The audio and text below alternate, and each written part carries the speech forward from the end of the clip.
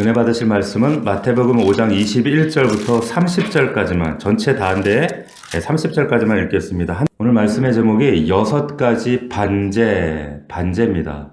이 반제가 무슨 뜻인가? 우리 지난 시간에 예수님께서 율법의 파괴자가 아니라 완성자로 오셨다, 이런 말씀을 드렸습니다. 천지가 없어지기 전에는 율법의 1.1핵이라도 결코 없어지지 아니하고 다 이룬다. 그리고 또 뭐라고 말씀하셨냐면, 너희 의가, 지금 말씀을 듣고 있는 제자들에게 너희 의가 서기관과 바리새인의 의보다 더 낫지 못하면 천국 들어갈 생각 꿈도 꾸지 마라, 이런 말씀하셨어요.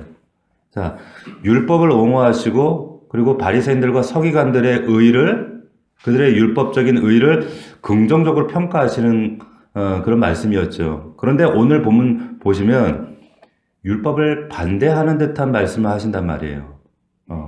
여기 보니까 무슨 말이냐면 21절에 보면, 옛사람에게 말한 바 살인하지 말라, 누구니 살인하면 심판을 받게 하였다는 것을 너희가 들었으나 나는 너에게 이렇게 얘기한다, 이렇게 얘기하세요. 그러니까 옛날 구약 성경에는 이렇게 뭐뭐라고 얘기했는데 나는 너에게 이렇게 얘기한다, 이렇게 얘기하시는 거예요.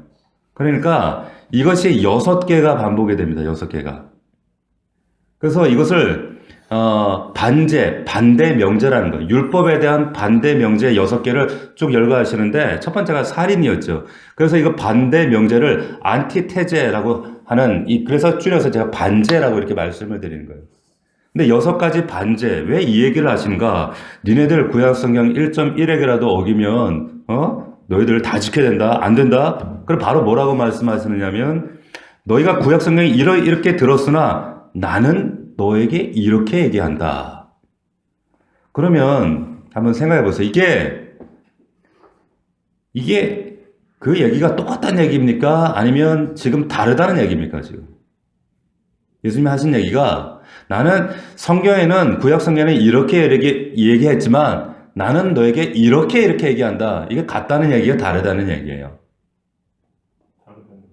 다르다는 얘기죠. 너무 그렇게 수학 문제 대하듯이 그렇게 생각하시면 안 돼요. 다르다는 얘기잖아요. 이게 다르다는 얘기예요.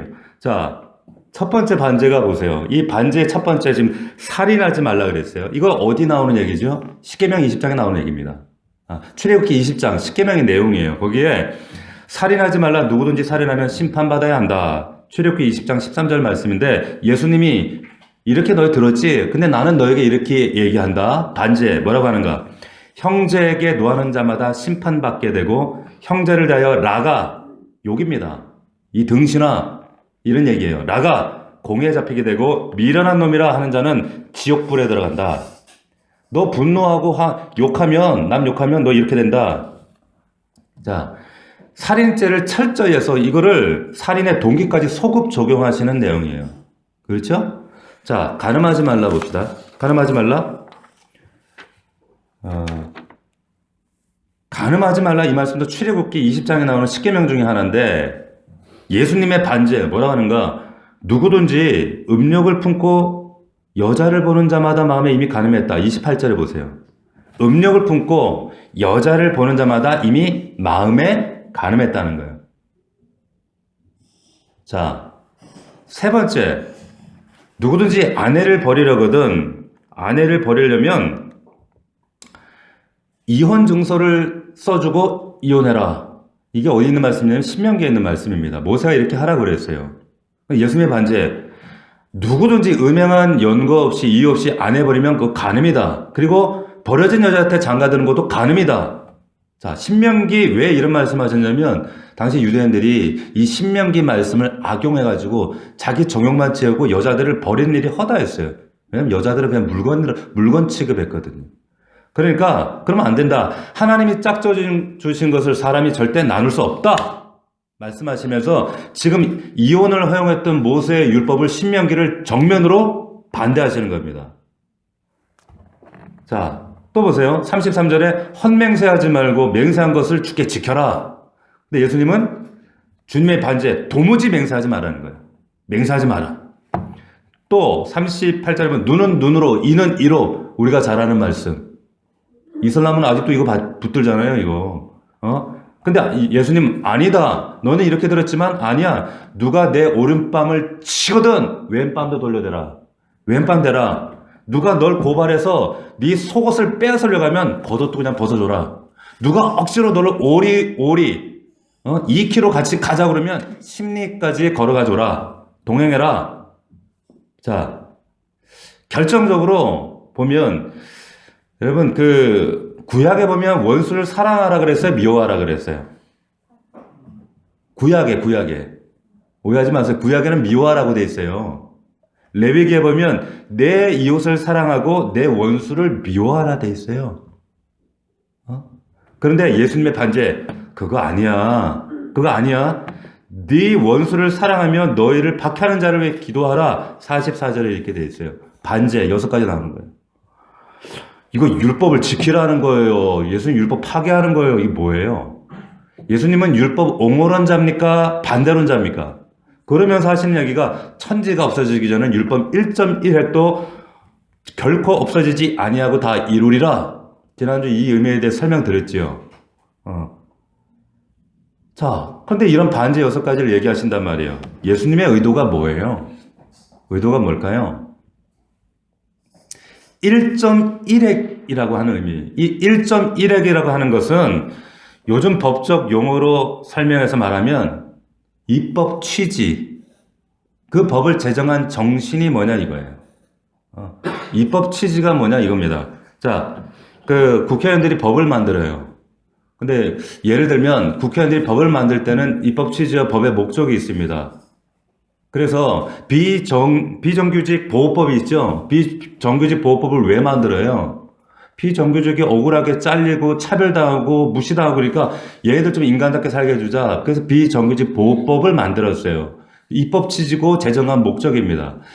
장애인 고용 촉진법이라는 게 있어요. 그렇죠? 왜 만들었습니까? 입법 취지가 뭐예요? 장애인들 직장도 없이 어렵게 힘들게 우리 김현웅 집사님이 그런 일들 하잖아요. 장애인들이 어렵지 않도록 살아갈 수 있도록 그들을 고용 촉진해주고 좀 삶의 질을 높여주자. 이게 이 법을 제정한 목적이고 입법 취지란 말이에요. 자, 예수님이 말하는 1.1획이라는 것은 문자 그대로 무조건 지켜야 된다 그런 의미가 아니라 입법 취지를 너희들 아느냐? 그거 지켜야 된다. 그 정신을 지켜야 된다. 이 말씀을 하시는 거예요.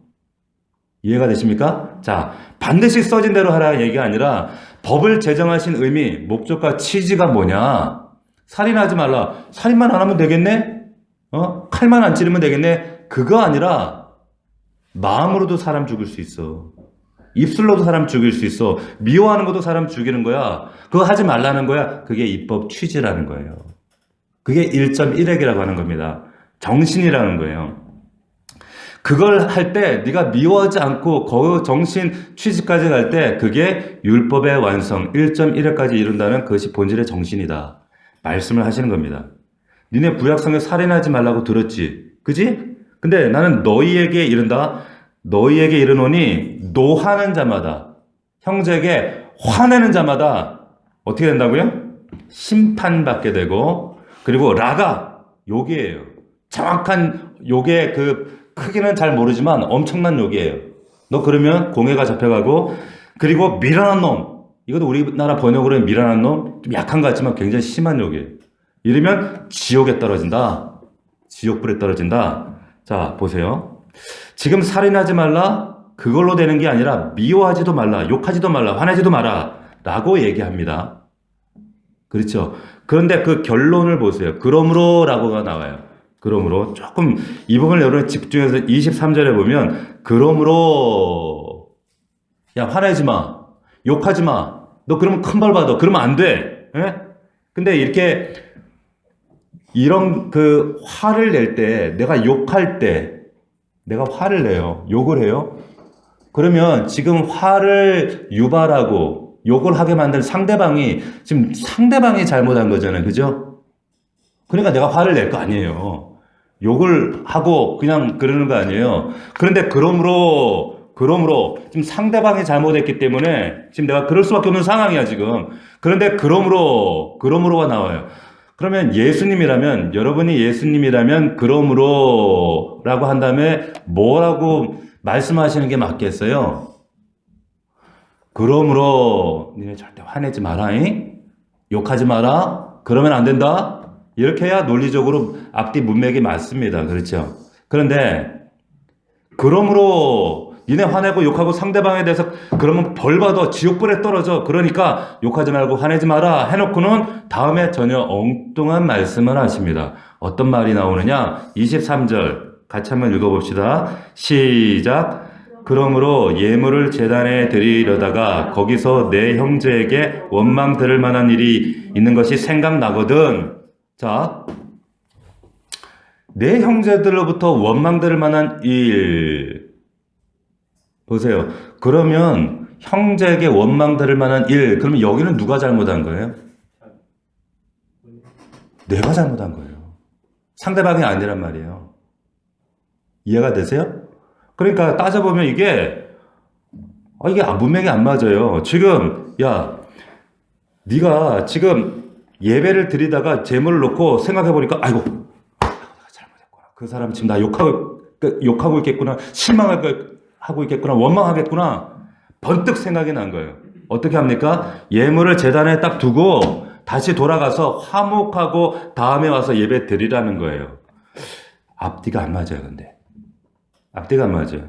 그러므로 전에는 뭐예요? 상대방이 잘못해서 내가 지금 분노하고 화내고 욕하고 상대방이 잘못해. 그러므로 근데 네가 잘못해서 상대방이 너한테 욕할 일이 생기거든, 원망할 일이 생기거든, 화해하고 와라. 예배를 중단하고라도 가서 화해하고 와라. 이 얘기를 하시는 거예요. 자, 빨리 가야 됩니다. 그러면 왜 그럴까요? 이게 무슨 말일까요? 무슨 말이에요? 지금 예배하기 전에 형제가 나를 원망할 일이 딱 생각이 난 거예요. 그러면 빨리 가야 돼. 욕하니까. 그 형제가 날 욕하고 있으니까, 원망하고 있으니까 나에 대해서 화낼 거 아니에요. 원망하고 있을 거 아니에요. 자, 그러면 누가 벌 받아요? 앞에 말씀을 근거로 보면, 앞에 말씀을 그러면 너 화내지 마. 너 그러면은 심판받아. 너 욕하지 마. 너 지옥불에 떨어져. 그럼 그 형제가 그러고 있으면 그 벌을 누가 받는다는 얘기입니까? 그 형제가 받는 거예요. 내가 받는 게 아니라. 아시겠어요? 그러니까 이 말씀의 사고의 중심은 내 믿음, 내가 기도 막힐까봐, 내가 뭐 잘못될까봐, 그거는 두 번째 부차원적인 거고, 우선적으로는 상대방에게 초점이 가 있는 거예요. 그 사람이 죄짓고 그 사람이 지옥불에 가게 될까봐. 그렇게 해서는 안 된다는 거예요. 이해가 되세요? 자, 형제를 향해서 화내고 욕하고 그럼 벌 받는다? 예수님 벌 받으니까 너 그러지 마. 그것도 하나의 의미지만 절대로 다른 사람이 너에게 그렇게 화내고 원망하게 하면 안 돼. 왜? 그 사람 벌 받으면 어떡하냐? 지옥 떨어지면 어떡하냐? 그러니까 핵심은 누구에게 가 있는 거예요? 내가 아니라, 그 잘못한 것 때문에 전전긍긍하는 내가 아니라 그 사람이 지옥 가면 안 돼. 그래서 가서 화해하고 와야 돼. 왜 그렇습니까? 이게 이웃사랑이고 이게 영혼사랑 본질이란 말이에요. 이게 더 나은 의란 말이에요. 이게 의의 본질이란 말이에요. 이것이 율법의 취지다. 여기 나오는 6가지 반지의 핵심은 뭐냐? 이웃사랑이에요. 내가 아니라 영혼사랑에 있다는 거죠. 자, 더군다나 놀라운 것은 뭐냐면 예물을 갖다 놓고 지금 그게 생각이 났는데 그 상대방의 원망이 생각나거든. 얼른 가서 화해하고 오라고 그랬는데, 얼른 갔다 오라고 했는데, 문제는 보세요. 예수님이 지금 이 말씀 어디서 하고 계세요? 이하나, 어디서 하고 계시지? 목사님 눈을 봐야지. 숨어 있지 말고. 이하나, 어디서 하고 계셔? 이 말씀을? 이리 나와, 옆으로 나와서 앉아. 목사님 눈을 딱 봐요. 자. 여러분, 예수님이 이 말씀을 어디서 하고 계시죠? 어디서? 산에 사시죠, 산. 근데 이 산이 어디 있습니까? 갈릴리에 있잖아요. 이스라엘 이렇게 길쭉하게 된 이스라엘 꼭대기에 있어요. 거기 윗부분에 있어요. 자, 그러면 지금 무슨 말이냐? 지금 이 얘기, 너 제사 드리다가 얼른 갔다 와야 돼. 제사는 어디서 드려요? 예루살렘이에요. 그러니까 지금 이 얘기를 갈릴리 사람한테 하고 계시단 말이에요. 너 제사 드리기 위해서 예루살렘 가서 제사를 드렸는데 그 원망 드릴 만한 사건이 딱 떠올랐어. 그럼 제물을 딱 놓고 지금 어디 갔다 오라는 얘기예요? 갈릴리 갔다 오라는 얘기예요. 잠시 우리 교회 왔다가 집에 갔다 오라는 얘기가 아니라 당시에는 여러분 예루살렘에 갈릴리 가려면 그것도 중간에 사마리아가 있어서 사마리아는 이 사람들 또 더럽다고 안 맞잖아요. 삥 둘러갔다고요. 직통거리가 아니에요. 둘러서 거기 예루살렘에서 갈릴리까지 갔다 오라 이 얘기를 하시는 거예요. 무슨 말일까요? 엄청난 요구를 하시는 거예요. 그 화해를 위해서, 화목을 위해서, 그 영혼을 위해서, 영혼을 향해서 이만큼 마음을 가지라는 거예요. 왜 그렇게 하시는 걸까요? 그 영혼을, 그 대상을, 이웃을 그만한 분량으로 사랑해야 된다는 거예요. 예수님이 그렇게 사랑하셨다는 거예요. 그러니까 그게 본질이라는 거, 취지라는 거예요. 자, 그 다음에 나오는 게 간음입니다. 간음. 십계명에 나오죠. 간음하지 말라고 너희가 들었으나 반제. 단순히 간음하는 것 가지고는 부족하다. 그거 가지고 안 된다. 어떻게 해야 되느냐? 음욕을 풀지 마라. 여자를 보고 음욕을 품는 자마다 이미 간음한 것이다. 강력한 말씀. 강력한 말씀을 하시는 거예요. 그냥 자꾸 이런 얘기하니까 바리새인들과 서기관들이 싫어하는 거죠. 저 율법을 저거 완전히 부정하는 거네. 그러니까 싫어하시는 거예요. 자, 근데 이 말씀이 여러분 과거에 없던 말씀인가요? 없던 말씀이에요? 음력을 품는 것 자체가 간음이다. 이거 과거에 없다가 예수님께서 지금 새롭게 짜잔 내가 새롭게 만든 말씀이야. 야, 이거 따라야 돼. 이런 거예요. 그러면 십계명에 보면 이런 말씀이 있습니다. 잘 들어보세요. 예수님 하신 말씀과 뭐가 차이가 있는가? 내 이웃의 아내를 탐내지 마라. 내 이웃의 아내를 탐내지 마라. 윤우야, 뭘 탐내지 마라? 너는 아내가 없잖아. 그지? 탐낼 게 없어. 근데 여기에 말씀이 십계명에 내 이웃의 소유를 탐내지 말라. 거기에 부속으로 아내를 탐내지 마라. 이렇게 돼 있어요. 그러니까 보세요. 그러면 탐내지 말라고 하는 거니까 음욕을 품는 것 자체가 간음이고 아내를 탐하는 것도 이러니까 뭐 똑같은 내용, 비슷한 내용 아닌가? 그런데 이것은 십계명이고 10번째 계명인데 7번째 간음하지 말라가 있단 말이에요. 간음하지 말라. 그러면 10번째 계명에 내 이웃의 모든 소유 아내를 탐내지 말라에 포함된 말씀인가? 아니면 7계명에 간음하지 말라는 포함된 말씀인가? 예수님이 지금 하신 말씀은 어떻게 되는 걸까요?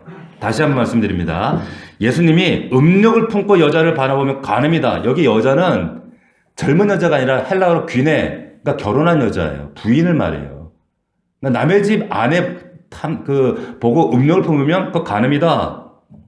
자, 이게 간음의 7계명 간음에 포함된 겁니까? 10계명에 내 이웃의 아내 소유를 탐내지 말라. 어디에 이게 포함되는 걸까요? 네? 10번째? 7번째? 둘 다예요. 둘 다입니다. 간음으로만 직결하시면 안 돼. 왜냐하면 내 이웃의 모든 소유, 아내를 탐내지 말라. 이게 무슨 얘기냐면 왜 십계명이 간음이 있고 또 십계명이 있냐면 십계명에서 그 여자 탐내지 말라라고 할 때 그 여자는 뭐냐면 물건이에요. 재산이었습니다. 유대인들에게 여자는 죄송해요. 이게 우리 여자분들은 죄송하지만 유대인들에게 여자는 사실 이방인과 개와 여자는 동급이었어요. 유대 사회에서. 그러니까 여자는 물건이었단 말이에요. 그러니까 유대인들도 율법 신명기 말씀을 악용해가지고 증서 하나 써주고 이혼하고 여자 바꾸는 게 아내 바꾸는 게 아주 유행이었단 말이에요. 예수님 그거 안 된다고 지금 못 박으시는 거예요. 여자는 재산이 아니야. 여자는 존중받아야 되고 물건이 아니고 인격이야. 사고 팔 수 없어. 탐낼 수 없어. 그러니까 이런 거죠. 그냥 마음으로 야, 저 여자 보니까 발톱이 실하네.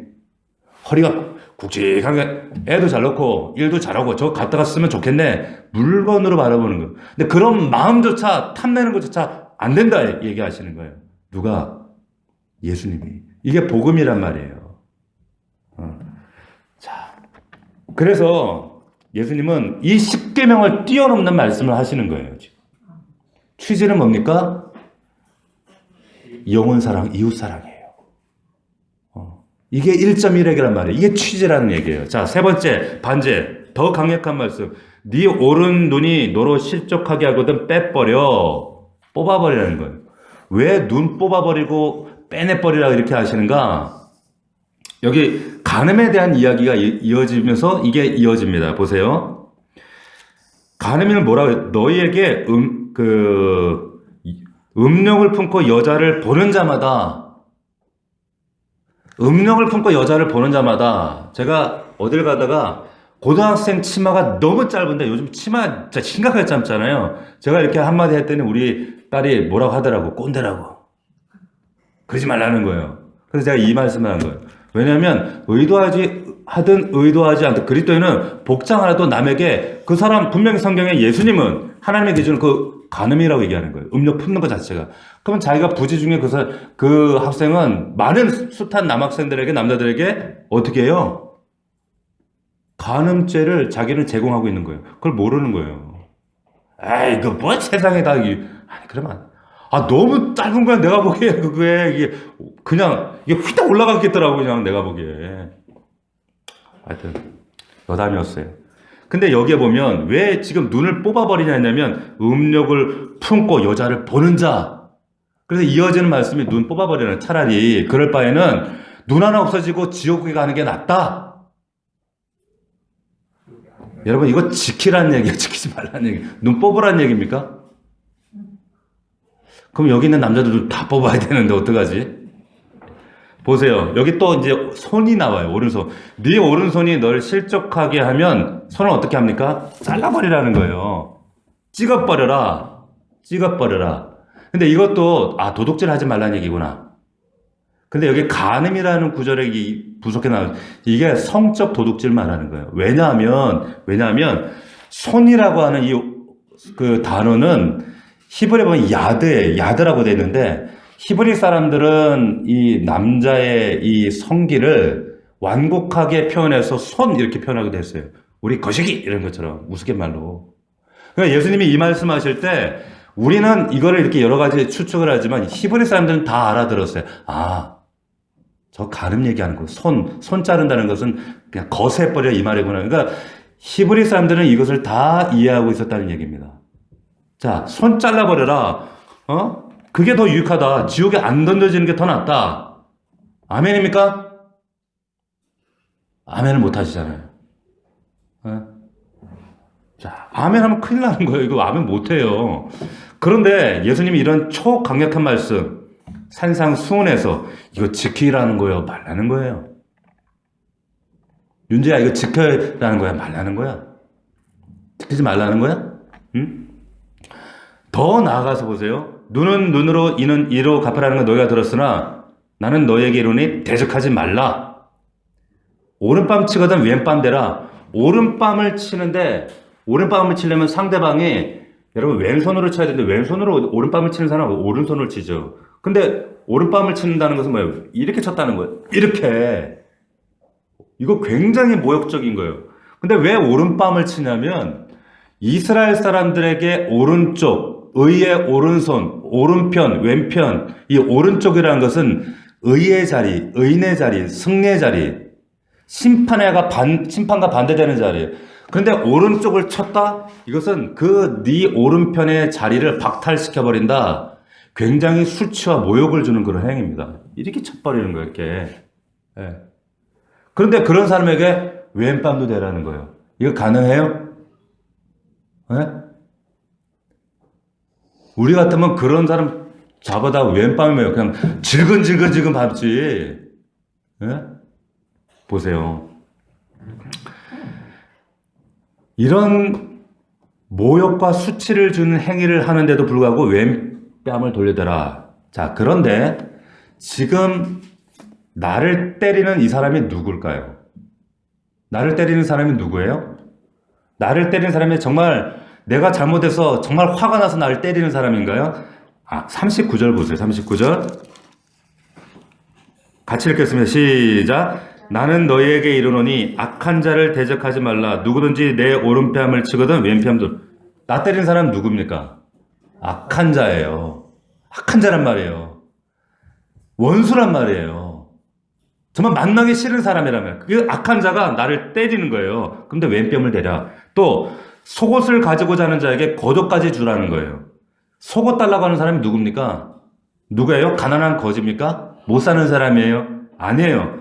여기 보니까 누구예요? 우리를 고발하여 고발자예요. 억울하게 나를 고발하는 사람이에요. 나를 송사하는 사람이에요.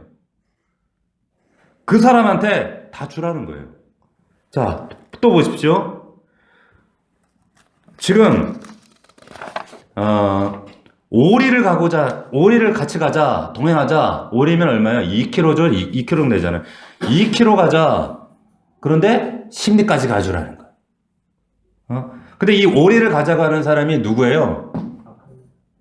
오리 가자는 사람. 애인? 자기 나 데려다 줘. 그래, 내가 데려다 줄게. 갔다가 오고, 이러다 보면 심리, 지금 그 얘기 하는 거예요? 그 얘기가 아니란 말이에요. 지금 오리를 가져간 자가 누구냐면 여기 보십시오. 41절. 또 누구든지 너로 억지로 오리를 가게하든. 나한테 억지 주장을 펴면서 나를 괴롭히는 악한 사람이란 말이에요. 나는 가고 싶지 않은데 억지 주장하면서 나에게 불이익을 행하는 사람이란 말이에요. 이런 사람들 우리 삶 가운데 있어요, 없어요? 있단 말이에요. 그런데 어떻게 해야 돼요? 가주라는 거예요. 왜 이 이야기도 배경이 있습니다. 뭐냐면 당시 로마 사회 식민 치하였잖아요. 로마 군사가 일반 사람을 백성들을 이리 동행하기 위해서 요구할 수 있는 거리가 오리였어요. 오리. 그러니까 예수님 십자가 지실 때 그 겟세마네로 올라갈 때 자꾸 넘어져 힘들어하니까 예수님이 구레네 사람 술래기로 온 시몬 불러다가 야 너 이리 와. 너 이거 대신 져. 근데 그것이 부당한 게 아니라 법적으로 그게 임의 동행이 가능했단 말이에요. 그러니까 지고 가잖아요. 그 말씀을 배경으로 하고 있는데 지금 오리 가자 그러면 심리 가주라는 얘기예요. 원수를 미워하라 그랬는데 원수가 그렇게 요구하면 하라는 거예요. 자, 내게 구한 자에게 꾸주고 거절하지 마라. 지금 엄청난 명령들 줄줄이 쏟아내고 계시는데 하나하나마다 걸리지 않는 게 없어요. 내가 감당할 수 있는 게 하나도 없단 말이에요. 이거 지키라는 말이에요? 지키지 말라는 얘기예요? 예? 지켜야 돼요? 도대체 극단적이고 비현실적인 이걸 지켜야 되는가 말아야 되는가 두 가지 해석이 있어요. 첫 번째는 뭐냐면 지켜야 된다. 문자 그대로 지켜야 된다. 있는 그대로 지켜야 된다. 어떻게 되는가? 자르고 찍어내고 뽑아내야 된다. 오늘날에도 있습니다. 근본주의자들이 있고 일부 교회들이 있어요. 어디라고 얘기하지는 않겠어요. 말씀 그대로 문자 그대로 지켜야 된다. 계시록 말씀도 문자 그대로 지켜야 된다. 이슬람에서는 도둑질하면 손 자릅니다. 인도네시아는 잡히면 잘라요, 진짜. 자, 그런데 반대로 아니다. 예수님이 이렇게 말씀하신 것은 찍어내고 잘라내고 눈 뽑으라는 그 얘기가 아니라 회개하라는 얘기다. 회개해라. 내가 다 용서해 줄 테니까 회개하라는 얘기다. 이런 두 가지 지금 극단이 있단 말이에요. 눈을 실제로 뽑을 것이냐 어차피 못 지키는 거니까 그러니까 회개하면 용서받는다. 어떤 거라고 생각하시나요? 전자입니까? 후자입니까? 후자. 고집사님? 전자예요? 후자예요? 괜찮아. 틀려도 돼. 틀린다고 돈 달라고 하지 않을 테니까. 벌금 내라고 하지 않을 테니까. 언제 전자, 후자? 후자. 김현종 집사님 전자예요? 후자예요? 후자. 앞에가 따라간다. 다 따라가네. 이게 좀 이렇게 독창적인 결정을 해야지. 우리 길권사님? 후자. 보세요. 예수님 극단적이지 않아요. 이거 지금 선택하라는 얘기가 아니에요.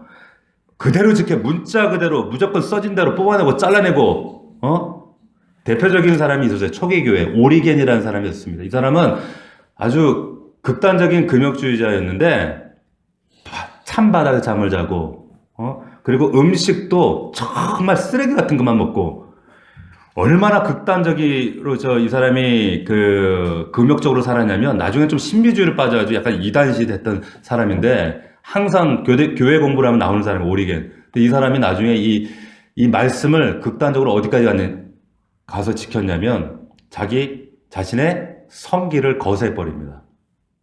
야, 아니 눈 뽑을 바에 팔 자를 바에 왜 거기까지 가냐? 글자 그대로 지키자. 그래서 스스로 고자가 돼버리는, 잘라버리는 거예요. 이게 오리겐이었어요. 그런데 이게 아주 정말 극단적인 경우죠. 근데 반대 극단, 제가 극단이라고 표현합니다. 에이, 회개하면 다 돼. 회개하라는 얘기지. 제가 이걸 극단이라고 얘기한단 말이에요. 여러분, 2003년도에 어떤 일이 있었냐면, 한강에서 어떤 아버지가 아들, 딸을 한강에 집어던진 사건이 있어요. 기억나시나요? 기억 안 나시나요? 또 충격을 받은 사건에서 아직도 기억을 하는데 아이들을 수면제를 먹어가지고 한강 위에서 애를 던져버린 거예요. 지나가는 사람이 보고 뭐 던진다 잡아가지고 경찰에 신고해서 잡혀 붙들려 갔어요. 붙들려가지고 치조라고 하니까 왜 그랬습니까? 살기 힘들어서. 그렇습니다. 근데 보통은 아이들 자살하는 사람들 죽여놓으면 자신도 뛰어내리거나 죽잖아요. 근데 이 사람 살아있는 거예요. 근데 기자들이 막 물으면, 근데 당신은 왜 안 뛰어내려서 한강에? 뭐라고 했는지 아세요? 자살하면 지옥 가니까요. 왜 그러냐면, 아이들은 한강에 집어던지면 회개할 기회가 있잖아요. 근데 자살하면 자기는 회개할 기회가 없지 않느냐? 기독교인이기 때문에 나는 자살하면 지옥 갈 걸 뻔히 알기 때문에 그랬다는 거예요. 극단이죠. 회개만 하면 하나님 용서해 주십니까? 회개만 하면? 이게 뭐예요? 회개 만능주의죠. 애를 죽이든지 살리든지 회개만 하면 되는 거 아니야. 이것이 근데 한국 교회 안에 만성화되어 있는 기독교인들의 태도였다는 거예요. 태도라는 거예요. 두 가지 극단이에요. 예수님이 지금 이 반제를 꺼내시면서 율법의 극단과 예수님의 새로운 이 모델, 이거 왜 두 가지를 다 말씀하시는 거예요? 오리겐처럼 글자 그대로 눈 뽑고 팔 자르고, 아니면, 괜찮아. 다 용서해 주시니까 회개하면 돼. 왜 이런 얘기 하시는 거예요? 왜 제가 이런 말씀을 드립니까? 양극단 아니라는 거예요. 양극단은 아니라는 겁니다. 둘 다 아니라는 거예요. 보세요. 성경에 보면 이런 극단이 있어요. 삼손은 특이하게 성령만 충만하면 꼭 여자를 조금 이렇게 엉뚱한 짓을 했어. 삼손이요. 그죠? 사사였음에도 불구하고. 그러니까 삼손이 하나님의 영을 받자마자 그를 하나님 움직이시는데 블레셋에 내려가서 어떤 일이 벌어지는가? 여자를 봅니다. 여자를 번다 이렇게 돼 있어요. 삼손 얘기를 쭉 읽어가다 보면 항상 강조하는 단어가 본다예요. 본다. 본다, 눈, 주목한다. 자, 블레셋 사람들 중에 여자를 하나 봅니다. 아버지를 막 쫄라요. 나 쟤랑 살겠다고. 막 쫄라요. 그래서 그 여자를, 그 부모를 설득하면서 뭐라고 얘기하냐면, 내가 그 여자를 좋아하오니. 근데 히브리 원문에는 내가 그 여자를 볼 때 너무 좋다. 이렇게 되어 있어요. 자, 계속 본다, 눈. 삼손 이야기 계속 그런 얘기가 반복이 됩니다.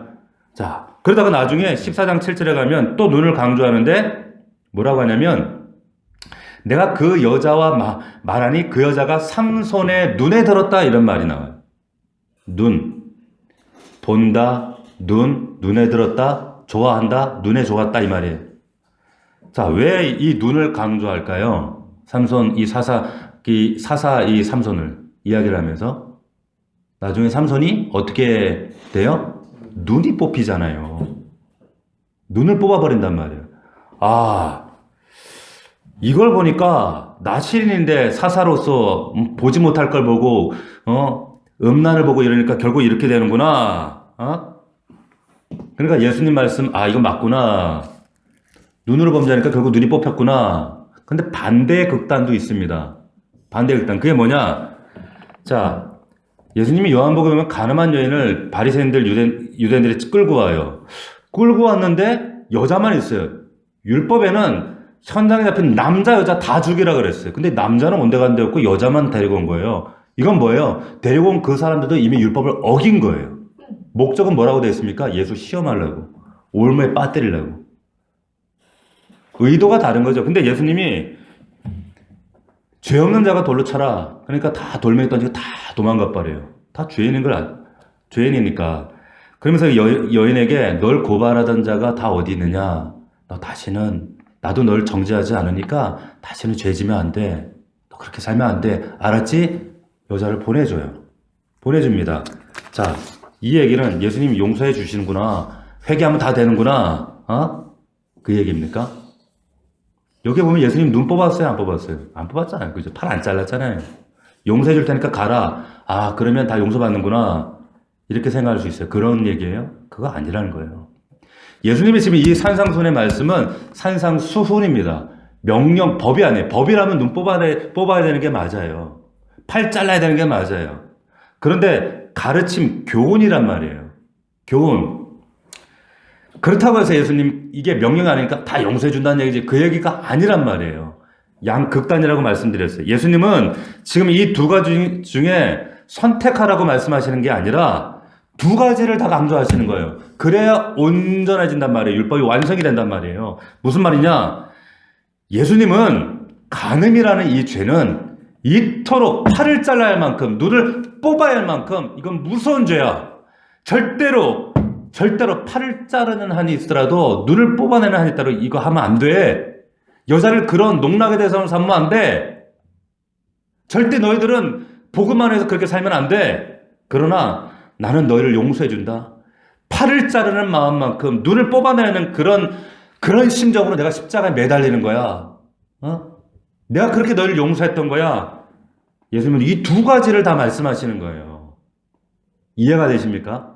자, 한 가지만 보면 절대 안 된다는 거예요. 용서해 주시지 뭐 회개하면 되지 이것도 아니고 눈을 자르든지 뭐 팔을 자르든 뽑든지 자르든지 양극단이 아니라 예수님이 하신 말씀은 두 가지를 온전하게 순종해서 이토록 큰 죄지만 내가 너희를 용서해 주시. 포커스는 누굽니까? 이웃 사랑해. 이웃. 그 영혼들 너희들이 가슴으로 안아야 되는 거야. 이게 율법이야. 이게 본질이야. 이게 입법 취지야. 말씀하시는 거예요. 근데 우리는 어떻습니까? 자꾸 극단으로 가기를 좋아합니다. 왜 그럴까요? 극단으로 가야 뭔가 좀 믿음이 있어 보이거든. 아니면 둘 다 중간에 있으니까 뭐 뜨뜻미지근하고 이게 아닌 것 같은 거예요. 그것이 아니라 주님은 이 둘 모두를 하나 원하시는 거예요. 보세요. 20절 말씀, 5장 20절 말씀을 다시 한번 보십시오. 같이 읽겠습니다. 시작. 5장 20절입니다. 시작. 내가 너희에게 이르노니 너희 의가 서기관과 바리새인보다 낫지 못하면 결코 천국에 들어가지 못한다. 바리새인과 서기관보다 여러분들이 그들이 행하는 이 의보다 너희 의가 낫지 못하면 천국 못 가요. 천국 못 간다는 얘기 하시는 거예요. 그러면 너희 의가 뭡니까? 이 지금 지난주와 이번 주까지 이 의를 한번 이 의라는 게 뭐예요? 분명히 말씀드렸어요. 이 의는 내가 행하는 어떤 율법적인 행위가 아니에요. 이것은 실체 예수 그리스도라고 말씀드렸어요. 그런데 여기 수식어가 있죠. 이 의, 디카이오스, 하나님이 우리에게 주시는 은혜를 주시는 의. 그런데 너희라고 하는 이 수식어가 있을 때 이 너희의는 뭘 말하는 거예요? 너희의. 이 너희의는 여기 뒤에 나오는 6가지 반제. 옛날 성경에는 이렇게 되어 있잖아. 뭐뭐라고 되어 있잖아. 근데 나는 너에게 이렇게 이른다. 라고 하는 6가지 반제. 이것을 우리가 순종할 때 이것이 너희의 의가 되는 거야. 이것이 바리새인과 서기관보다 나은 의가 되는 거야. 이것을 너희가 정말 이웃 사랑에 대한 그 법의 정신과 하나님의 심정과 입법 취지를 알고 온전히 순종할 때 그래야 너희들 천국 갈 수 있어. 이렇게 말씀하시는 겁니다. 그래서 보세요. 너희 이 의가 이 6가지 반제를 행할 때 영원 사랑으로 이어질 때 이것이 율법의 완성이다. 43절을 보시겠습니다. 43절 제가 읽습니다. 또 내 이웃을 사랑하고 원수를 미워하라 하였다는 것을 너희가 들었으나 나는 너희에게 이르노니 원수를 사랑하며 이웃을 사랑하며 사랑해야 돼. 사랑해야 되는 거야. 결국 이 말씀이 이웃 사랑으로 가는 거예요. 하나님 사랑, 이웃 사랑으로까지 가는 거예요. 그럴 때 너희 의가 온전한 의가 되는 거야. 완전해지는 거야. 그리고 48절에서 그러므로 하늘에 계신 너희 아버지의 온전하신 같이 너희도 온전하라. 온전해질 수 있는 거예요. 이게 불가능한 얘기입니까? 가능한 얘기입니까? 가능한 얘기예요. 가능하지 못한 얘기를 예수님께서 왜 산상수훈의 말씀을 하시겠어요? 오늘 본문, 그래서 이 이야기는 결국 원수 사랑, 이웃 사랑, 6가지 반제를 통해서 제시된 하나님의 뜻이 이웃 사랑으로 절정이 이루어져야 돼. 네 신앙만 붙들고 너만 붙들고 너 이기적인 관심만 붙들고 살아서 안 돼. 네? 결국 너의 의와 온전함, 이게 핵심이다. 이것이 서기관과 바리새인보다 나은 의, 너의 의가 되어야 한다. 이 계명의 본래적인 입법 취지가 너희 안에 내면화돼서 전인격적으로 이것이 드러나는 것. 이걸 뭐라 그랬어요? 소금과 빛에서는 짠맛이라. 짠맛. 팔복의 맛, 짠맛. 뭐 개혁하고 부패 방지하고 세상 썩지 않도록 그거 아니라 짠맛 나야 돼. 이건 선택 상향이라 이건 당연한 거야. 빛 날려고 애쓰는 사람이 누구서 넌 빛인데 너는 말에 가두지만 하면 돼. 네 상처 때문에, 연민 때문에, 세상 환경 염려 글씨 때문에 그 빛을 네가 가리지만 덮어두지만 않으면 돼. 말씀하시는 겁니다. 이게 너희 의라는 거예요. 응? 그럴 때에 진짜 그리스도인이 되는 겁니다. 그런 진짜 그리스도인이 될 수 있기를 주의 이름으로 축원합니다. 말씀 맺겠습니다. 요한복음에 보면 이런 말씀이 있어요. 진리의 성령이 오시면 그가 너희를 모든 진리 가운데로 인도하실 것이다. 진리 가운데로. 진리의 성령이 오시면 어떤 일이 벌어집니까? 진리의 성령이 오시면 우리를 극단으로, 양극단으로 우리를 몰아가지 않습니다. 잘라야 돼, 뽑아야 돼 이러지 않아요, 신앙생활. 그리고 하나님은 뭐 우리 다 뭐 회개하면 용서해 주시겠지 뭐 죄 짓고 이러지 않는다는 거예요. 진리가 오시면 정말 그 말씀이 온전해질 수 있도록, 그리고 그 하나님을 사랑하는 그 마음으로 이웃들을 바라보고 그 심정으로 이 말씀이 1.1핵도 떨어지지 아니하도록 완성이 되어지도록 정말 순종하려고 몸부림칠 수밖에 없다는 거예요. 그렇게 하신다는 거예요. 누가 오시면. 그 하나님이 진리의 영으로 내 안에 계신다면. 정말로 이 6가지 반제를 통해서 다시 한번 여러분들의 삶을 주님 앞에서 점검하고 그 입법 취지를 정말로 소금으로, 빛으로 온전히 그 뜻을 담아낼 수 있는 삶으로 간증할 수 있는 우리 넘치는 교회 성도들이 될 수 있기를 주의 이름으로 축원합니다. 축원합니다. 자, 기도합시다. 1분간 우리 기도할 때 하나님, 그렇습니다. 이 6가지 반제 말씀을 통해서 하나님 다시 한번 우리는 소금의 짠맛을 내야 됩니다. 빛입니다. 아버지 하나님, 주님은 율법을 파괴하러 오신 분이 아니라 완성하러 오셨습니다. 적어도 저 세상 사람들의 의보다, 바리새인과 서기관들의 의보다 우리의 의, 너희의 의는 나아야 합니다. 이것은 오직 예수 그리스도 안에서 우리가 주님을 사랑하는 마음으로 주님, 이웃을, 원수를 사랑하는 마음을 내 안에 소유할 때 가능합니다. 아버지 하나님, 이 율법이 예수 그리스도 안에서 내 안에 순종함으로 이루어질 수 있도록 도와주옵소서. 아버지 하나님, 사랑하지 못한 자들이 있습니까? 용납하지 못한 자들이 있습니까? 품지 못한 자들이 있습니까?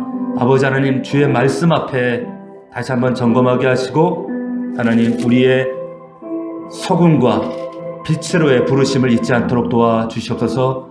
이웃 사랑하고 영혼 사랑하고 심지어 원수까지 사랑하신 주님처럼 우리도 그 자리까지 나아가도록 아버지 도와주십시오. 하나님, 우리는 연약합니다. 감당할 수 있는 은혜와 능력과 믿음을 우리 안에 부어주시옵소서. 우리 간절한 마음으로 1분간만 통성으로 간구하며 우리 온라인으로 예배하는 모든 성도 함께 통성으로 간구합니다. 살아계신 아버지 하나님, 감사를 드립니다. 거룩하신 아버지 하나님, 그렇습니다. 주님, 하나님께서 우리에게 요구하시는 이 놀라우신 약속의 말씀을 통하여 다시 한번 우리가 주님께서 하나님께서 이 말씀 가운데 산상수를 통하여 또한 십계명의 말씀을 통하여 율법을 통하여 우리에게 요구하시는 하나님 사랑, 이웃 사랑, 아버지 그 말씀 법의 아버지 입법 취지가 무엇인지, 그 말씀의 정신이 무엇인지, 그 1.1액의 의미가 무엇인지 다시 한번 우리가 깨닫게 하시고 하나님 이것을 온전히 이루어드릴 수 있도록 날마다 말씀 안에 몸부림치게 하시고 주님 바라볼 수 있도록 도와주시옵시고 여전히 내 안에 아버지 하나님 율법으로 극단으로 하나님 판단하고 비판했던 마음들이 있다면 하나님 용서해 주시옵시고 아버지 또한 한편으로 하나님의 그 십자가의 사랑을 아버지 하나님이여 남발하며 남용하여서 아버지 회개하면 되지 뭐 라고 하는 그런 간사한 마음으로 주님 은혜를 무시했다는 아버지 하나님 용서해 주시옵시고 다시 한번 이 복음의 십자가 우리 안에 회복될 수 있도록 정말 이웃사랑과 영혼사랑과 아버지 하나님 내가 용납할 수 없는 그 사람을 사랑하는 자리까지 나아갈 수 있도록 살아계신 아버지 하나님 정말로 바리새인과 서기관의 의보다 너희 의가 낫지 않으면 천국에 들어갈 수 없다고 하신 말씀을 온전히 깨닫고 온전히 붙들 수 있도록 도와주시옵소서. 순종하는 자들이 되길 원합니다. 말씀에 붙드는 자들이 되길 원합니다. 영혼 사랑함으로 영혼을 구원하며 복음을 다하는 자들이 되길 원합니다. 하나님 아버지 함께하여 주옵소서. 우리의 자녀들이 그러한 자들이 되길 원합니다. 소금이길 원합니다. 빛이길 원합니다. 그 정체성을 잊지 아니하도록 짠맛을 포기하지 않도록 아버지 빛의 사명을 놓지 않도록 도와주옵소서. 아버지 하나님 함께하여 주시옵소서.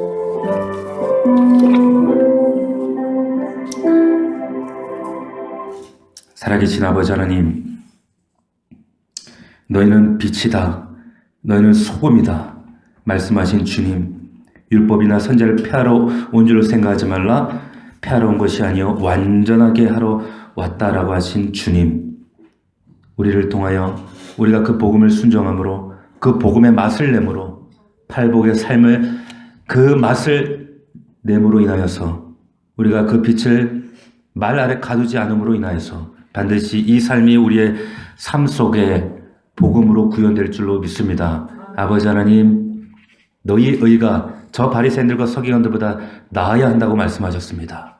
내 힘으로 할 수 없습니다. 그러나 주님 주신 은혜와 복음의 능력으로 우리는 감당할 수 있습니다. 아버지 하나님, 이웃을 사랑하게 하시며 심지어는 원수까지 사랑을 하셨는데 여전히 내가 용납하지 못하는 자들이 있다면 주님 마음으로 용납하게 하시고 사랑할 수 있도록 아버지 도우시고 아버지 품을 수 있도록 안을 수 있도록 도와주시옵소서. 이 말씀이 우리의 영혼에 각인되게 하시고 삶으로 간증될 수 있도록 아버지 도와주시옵소서. 감사드리며 예수 그리스도의 이름으로 기도 올리옵나이다. 아멘.